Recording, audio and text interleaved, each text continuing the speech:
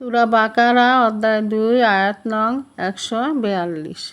মানব সমাজে অন্তর্গত নির্বোধেরা শীঘ্রই বলবে যে কিসে তাদেরকে সেই ক্যাবলা থেকে ফিরিয়ে দিল যার দিকে তারা ছিল।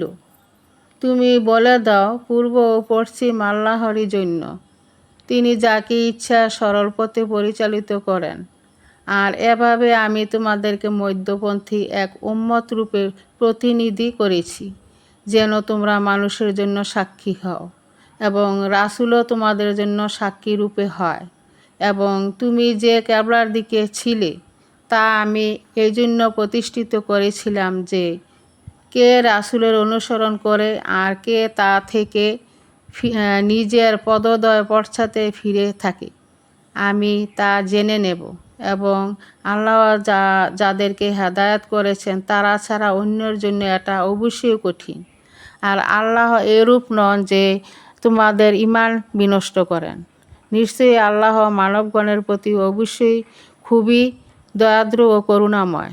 নিশ্চয়ই আমি আকাশের দিকে তোমার মুখ ফিরাতে দেখেছি, তাই আমি তোমাকে ওই ক্যাবলার দিকে ফিরাচ্ছি যা তুমি কামনা করেছ।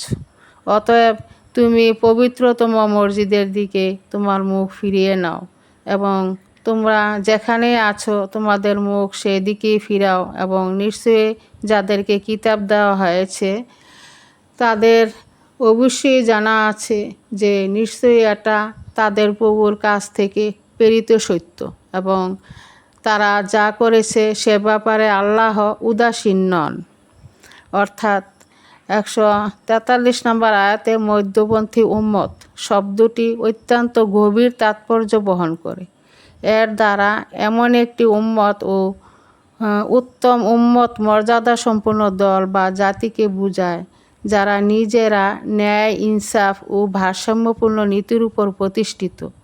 দুনিয়ার জাতিসমূহের মধ্যে যারা সর্বোচ্চ আসন লাভের যোগ্যতা রাখে, সত্য ও সততার মানদণ্ডে যারা সবার সাথে ভারসাম্যপূর্ণ সম্পর্ক স্থাপন করতে সক্ষম এবং যারা কারো সাথে কোনো অন্যায় ও একপেশে সম্পর্ক রক্ষা করে না।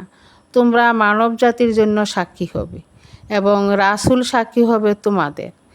এর তাৎপর্য হলো সমগ্র মানব জাতির জন্য সাক্ষী হওয়া কেবল তাদের পক্ষেই সম্ভব যারা আল্লাহর ইচ্ছার কাছে আত্মসমর্পণকারী, রাসূলের প্রদর্শিত পথে যারা দৃঢ় ও অবিচল, যারা কোনো রূপ পক্ষপাত দোষে দুষ্ট নয়, অন্যায়, অসত্য, লোভ, লালসার মোহে যাদেরকে সত্য পথ থেকে বিচ্যুত করতে পারেনি। আর এমন নির্মোহ সত্যপন্থী ও মধ্যপন্থী মুসলিমদের পক্ষে আল্লাহর সামনে সাক্ষী হবেন আল্লাহর রাসূল সাল্লাল্লাহু আলাইহি ওয়াসাল্লাম।